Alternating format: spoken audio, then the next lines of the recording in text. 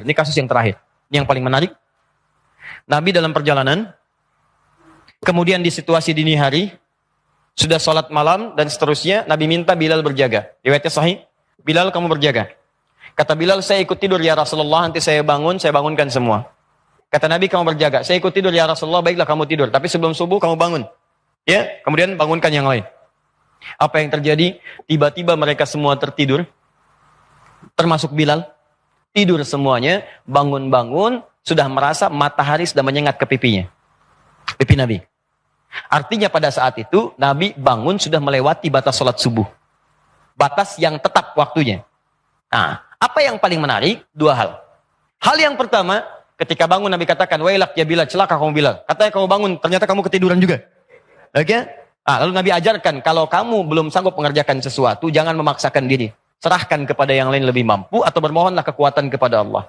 Ini pelajaran yang sangat penting. Tapi yang paling menarik, Nabi setelah itu minta kepada para sahabat untuk berwudu, kemudian Nabi Bilal mengumandangkan adzannya. Yang paling menarik setelah itu, Nabi tidak langsung mengerjakan sholat subuh, tapi mengerjakan 2 rakaat sebelum subuh ini dulu. Sebelum sholatnya. Bayangkan, saya mau katakan begini, lihat baik-baik. Bu, subuh yang dimaksudkan bukan waktu subuhnya, sebelum sholat fardunya. Sebelum dikerjakan sholat fardunya, diawali dengan sholat sunnah dulu 2 rakaat, masih dikerjakan. Nah, para ulama hadis mengatakan, kalau 2 rakaat ini tidak penting pada saat itu, mustahil dikerjakan. Pasti Nabi akan langsung kepada sholat subuhnya yang 2 rakaat. Menariknya, Bilal memberi isyarat, setelah itu sholat sunnah, setelah sholat sunnah kemudian qomat, baru ditunaikan sholat subuhnya.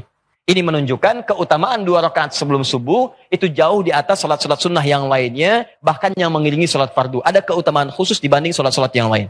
Jelas? Baik. 1. 2.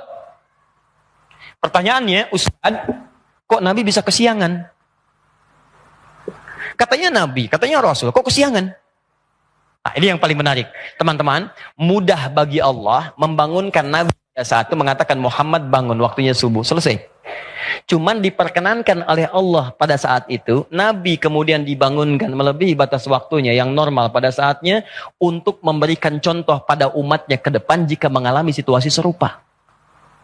Sebetulnya pelajaran ini untuk umatnya di masa depan, bukan untuk Nabi pada saat itu.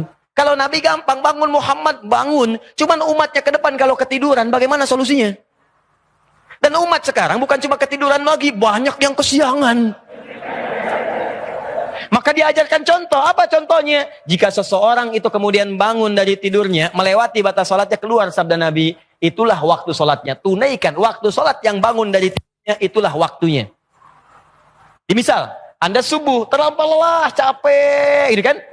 Ingat, bukan disengaja ya, bukan begadang nonton bola misalnya, kemudian ketiduran, sengaja kemudian lambat subuh, itu dosa. Itu dosa. Tapi ada yang hal-hal yang kadang nampak dalam kegiatan yang tidak kita rencanakan.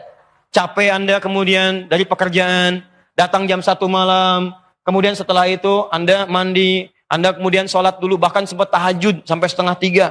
Udah itu tiduran dulu, begitu bangun jam 7 misalnya kan. Nah, ketika Anda bangun ini, bukan berarti waktu sholatnya habis, tidak. Kerjakan sholat itu tepat pada saat bangunnya. Yes. Ini sama dengan pertanyaan begini, kenapa Nabi Adam itu sempat melakukan pelanggaran terhadap ketentuan Allah? Kenapa makan buah khuldi padahal Nabi dijaga dari maksiat? Nah, Nabi Adam itu diperkenankan oleh Allah makan buah khuldi bukan karena nggak dijaga, untuk memberikan tuntunan tobat bagi anak cucunya yang bukan Nabi di kemudian hari. Makanya ketika beliau melakukan kesalahan itu diperkenankan oleh Allah, turun kemudian ayat tobat, Quran surah kedua ayat 37. Fatalaqa Adamu min rabbi kalimatin fataba alaihi. Adam menerima tuntunan tobat, maka tobat itu yang membedakan manusia dengan iblis. Iblis salah, diminta tobat, gak mau tobat. Bahkan dia berkata di Quran surah ke-7 ayat 12-13. Ana khairun minhu khalaqtahu min narin wa khalaqtahu min tin. Saya lebih hebat dibandingkan dengan Adam. Engkau ciptakan saya dari api, dia dari tanah. Tidak level yang dari api, sujud kepada yang dari tanah. Diberi kesempatan tobat, gak mau tobat. Manusia salah, wajar karena manusia punya nafsu. Yang tidak wajar itu kalau sudah salah gak mau tobat. Jadi Anda mesti bedakan, Anda ini manusia apa iblis? Iblis itu salah, gak mau tobat. Anda salah, wajar, namanya manusia. Tapi kita itu punya kesempatan untuk kembali kepada kebaikan. Jadi sebesar apapun kesalahan kita, ada peluang untuk berubah jadi baik. Orang jahiliyah itu banyak yang buruk sifatnya. Ada pembegal, tukang mabuk, tukang bunuh, tukang perkosa, tukang mabuk, macam-macam. Tapi ketika turun kesempatan untuk bertobat, mereka memilih untuk tobat dan jadi hamba yang terbaik. Sekarang kita sudah keluar dari zaman jahiliyah. Jangan kembali lagi ke masa lalu. Paham sampai sini?